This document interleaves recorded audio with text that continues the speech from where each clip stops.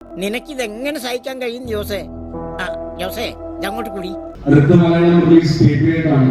നമുക്ക് സാറിന്റെ മോഹൻലാൽ സാറിന്റെ കൂടെയുള്ള പടമാണ്.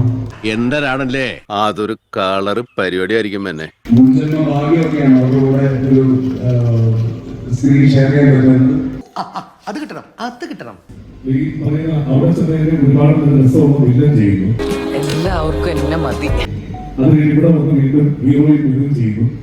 പൊന്നോ, ഇതെങ്ങനെ സാധിക്കുന്നു അളിയാ? ഞാൻ ആരാ മോൻ?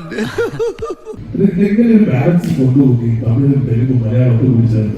ഇതിനെ ക്രിയേറ്റിവിറ്റി എന്ന് പറയും. ഇവനാളൊരു സകല എന്തോടാ വല്ലവൻ. അത് എന്താ ഇങ്ങനെ പറഞ്ഞറിയില്ല. അത് കൂടുതലും ഞാൻ വർക്ക് ചെയ്യുന്ന ഡയറക്ടേഴ്സിന്റെ പ്രത്യേകതയാണ്. എന്നാ പിന്നെ ഞാൻ മറ്റേ എടുക്കട്ടെ. മറ്റേത് പിന്നെ വില്ലനാണ്.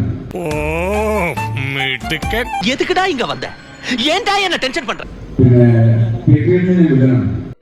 കൈവിട്ടു പോയി. നീ വായി തോന്നു പിടിച്ച് പറയരുത് കേട്ടോ.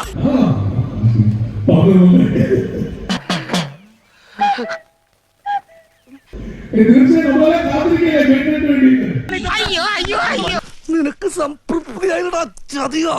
എന്നാ പിന്നെ വരാനുള്ളത് ഏതെങ്കിലും ഓട്ടോ പിടിച്ചു വരും മുമ്പ് ഞാൻ പോട്ടെ. Thank you.